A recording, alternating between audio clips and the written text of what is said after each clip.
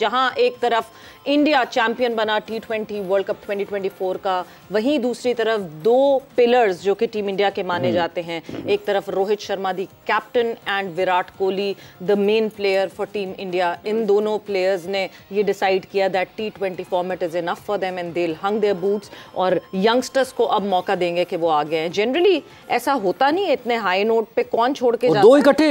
Exactly, मतलब विराट कोहली ये कहते हैं मैंने तो विनिंग नॉक मैंने खेला है, तो मैं तो अभी कोई 2-3 साल और गुजार लूंगा। बट यस, उसके हवाले से बात करेंगे और इंट्रोड्यूस कराते हैं हमारे मेहमानों को। तो हमारे साथ मौजूद हैं सुहेल तनवीर एंड उमर फारूक कॉल्सन। अस्सलाम वालेकुम and welcome to the show. वालेकुम सलाम। तो सबसे पहले तो एटलीस्ट जिस तरह का हम फाइनल एक्सपेक्ट कर रहे थे, फाइनल उसी का हुआ। नर्व रैकिंग फाइनल, एक तरह से पेंडुलम की तरह इधर से उधर घूम रहा था, और फिर साउथ अफ्रीका एक डेफिनेट विनर लग रहा था, and eventually those last 3 overs turn around the match in the favour for India. देखिए, ऑब्वियसली वो कल भी अब्दुल्ला दीवाने वाली बात हुई थी, तो हम जितने भी दीवाने अब्दुल्ला थे उनके लिए अच्छी चीज़ ये हुई कि मैच बहुत अच्छा हुआ। रिगार्डलेस कि हमें रिजल्ट से तो उतना फर्क नहीं पड़ता कि कौन जीता कौन हारा। हम बेसिकली चाह रहे थे कि एक अच्छा मैच देखने को मिले। सेमीफाइनल्स इतने अच्छे नहीं हुए तो वो पैसे पूरे हुए। जितने भी देखने वाले थे पूरी दुनिया में, जितने भी क्रिकेट लवर्स थे, क्रिकेट फैंस थे, सबको एक बड़ा एंटरटेनिंग और एक फ़ाइनल जिस तरीके से होना चाहिए वैसा फ़ाइनल हुआ। उसमें किसने क्या गलतियाँ की वो तो चलें, ऑब्वियसली रिजल्ट शोड के एंड पे वो कल मैंने बात की थी ना कि मैच नर्व्स का होगा, स्किल्स का नहीं है। स्किल्स दोनों टीमों की इक्वल थी और वो लगी भी मैच में। आपको कहीं पे साउथ अफ्रीका हावी नजर आई। शुरू में साउथ अफ्रीका ने बॉलिंग में उनको पकड़ा, पहले 2 ओवर में इंडिया जैसे स्टार्ट लिया, वो लग रहा था कि अब आज जो है बड़ा स्कोर करने में कामयाब होंगे। फिर साउथ अफ्रीका ने अच्छा पुल बैक किया। अगेन इंडिया ने एक कंपेटिटिव मोर देन, मैं कहूँगा कि 5 स्कोर से ज़्यादा रन उन्होंने ऑन बोर्ड कर दिए। फिर साउथ अफ्रीका मैच में वापस आया। जिस तरीके से बैटिंग उन्होंने 2 विकेटें गिराने के बाद, जब जिस तरीके से मेरे ख्याल में स्टब्स ने बैटिंग की थ्रू आउट द टूर्नामेंट, वो एक उनकी बैटिंग में आप कह सकते हैं कि ऐसा एक लिंक था जिसने शाइन नहीं किया हुआ था। बट इंडिया की तरफ से डूबे और इनकी तरफ से ये स्टब्स, दोनों आप देखें कि पूरे टूर्नामेंट में इन्होंने कुछ भी नहीं किया, अपने गुनाह माफ करा लिए फाइनल में आके। ऐसी इनिंग्स खेली है एग्जैक्टली पूरे उन्होंने, दोनों ने अपनी अपनी टीम की, अगर मैं कहूँ ना कि इनिंग में जान डाली है, वो इन दोनों की इनिंग्स थी। जो एक कैमियो कहते हैं ना, जो जिससे जान पड़ती है, तो दोनों ने अपने गुनाह माफ करवा लिए। तो एक अच्छा मैच हुआ। एंड पे वो 5 ओवरों में 30 रन चाहिए हों और आपके पास मोमेंटम हो, आपने उससे पिछले 2 ओवरों में 35-40 रन किए हों और आपके मेन बैट्समैन बैटिंग कर रहे हों, तो ये एक्सपेक्ट कि बैटिंग टीम जो वो जीतेगी। But credit goes to India कि वो उस मौके पे दे न्यू कि इट्स मैटर ऑफ 1 विकेट। वो आउट होगा तो उसके बाद उनकी एक ऑलराउंडर एंड देन टेल है।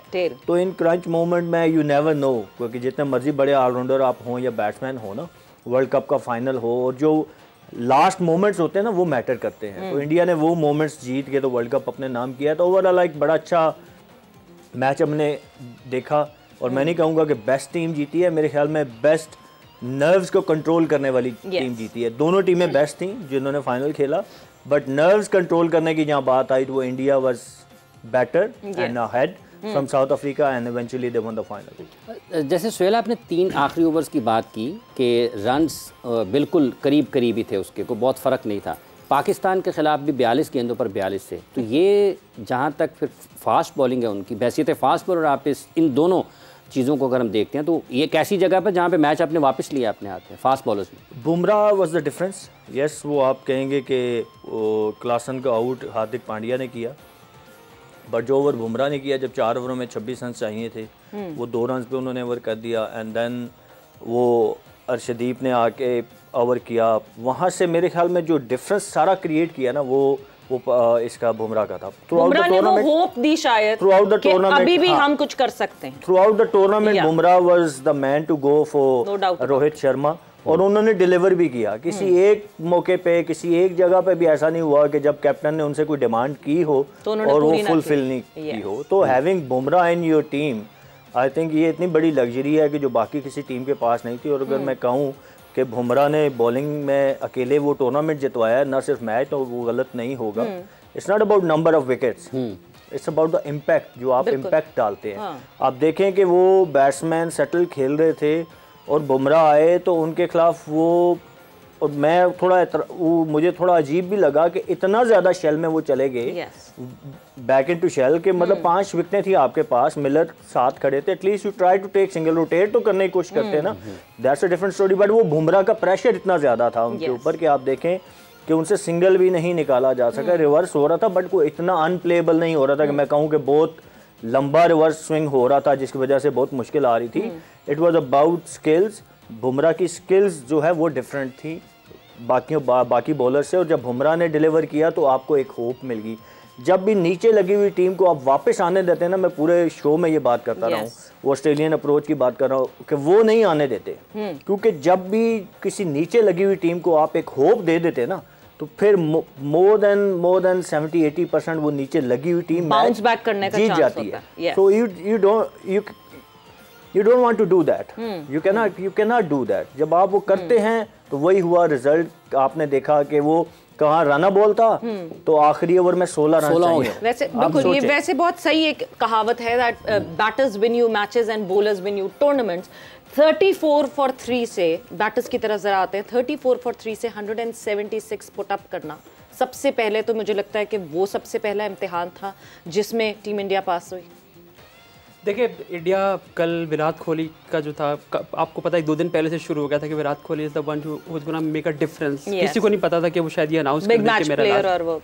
और जब वो खेल रहे थे लग रहा था कि बड़ी एक अजीब सी इनिंग खेल रहे हैं, कोई इसकी कॉन्टेक्स्ट समझ नहीं आ रही। लेकिन जिस तरीके से वो अपनी इनिंग को लेके जा रहे थे, बाद में एट द हाइंडसाइट ये समझ आया कि ये इनिंग कितनी मीनिंगफुल थी। इवेंचुअली वो जो 10-15 रन थे जो छक्का भी मारा, उन्होंने थोड़ा लेट किया, उन्होंने इम्प्रोवाइज़ किया, बट अगेन विराट कोहली की जो इनिंग थी वो उसने बेसिकली इंडिया को एटलीस्ट एक फाइटिंग टोटल की तरफ पुश किया कि यार चलो ठीक है, ये इतना है, हम इसको फाइट बैक कर लेंगे।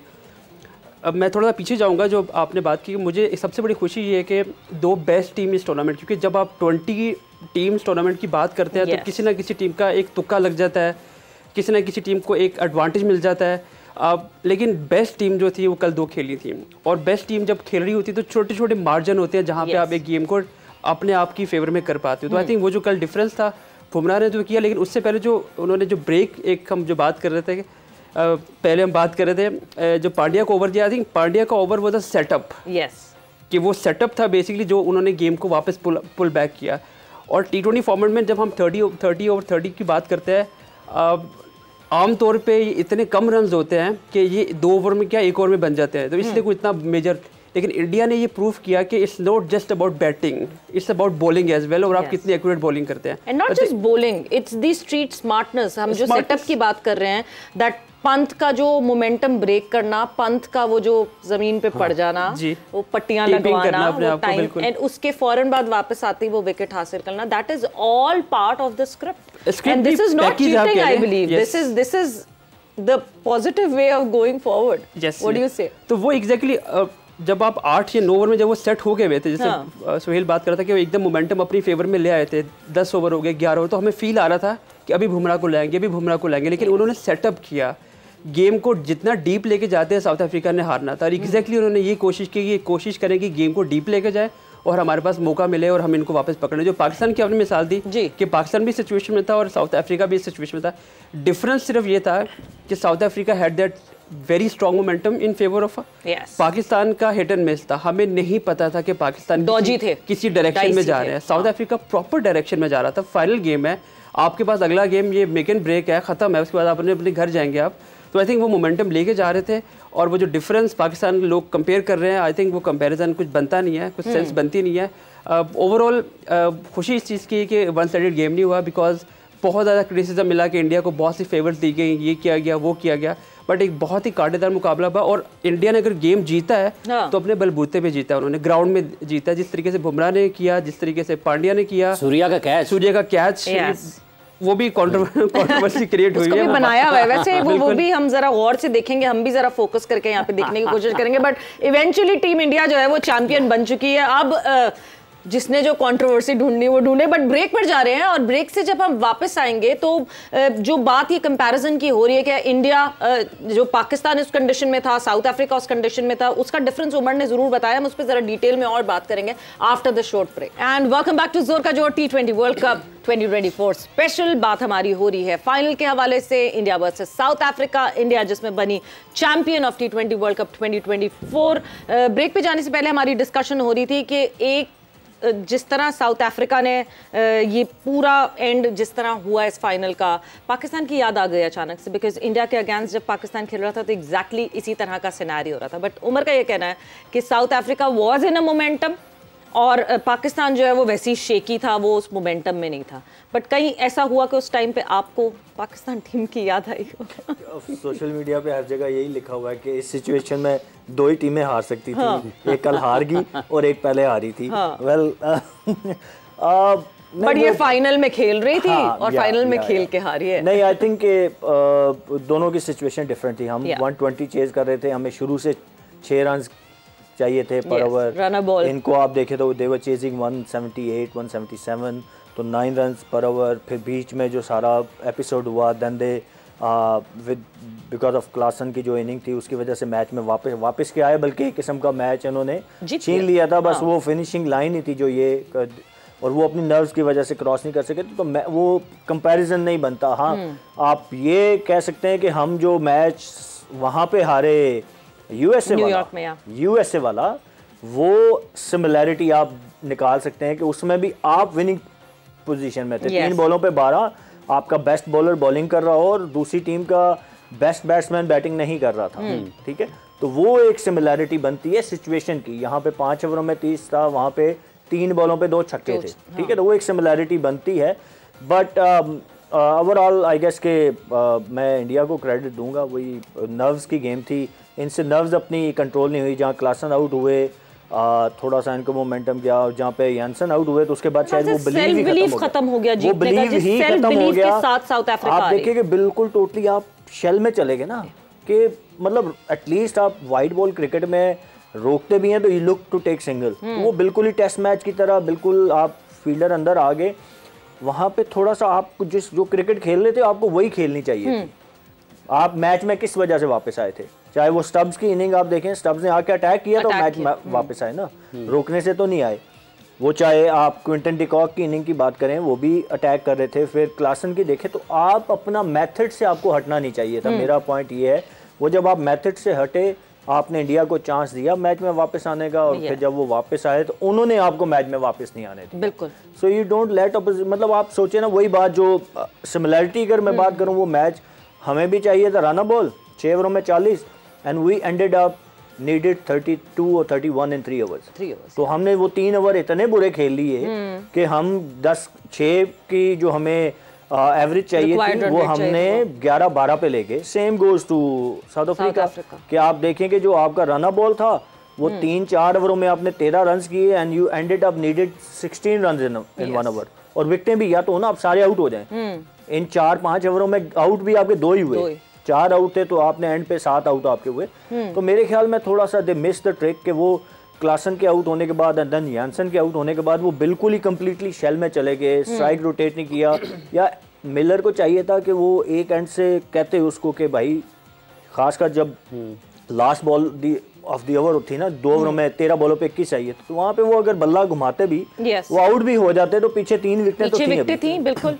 तो मिलर खुद चार्ज ले लेते। मतलब ऐसी वो, लेकिन वो ये सोचें तब आती हैं जब आप नर्व्स कंट्रोल में होती हैं। तो नर्व्स यही करती हैं ना, जब आप नम नहीं हुए हुए तो नर्व्स हावी हो जाती हैं ना, तो आप सोचने समझने की सलाहियत आपकी खत्म हो जाती है और आप बेहतर फैसले नहीं कर पाते।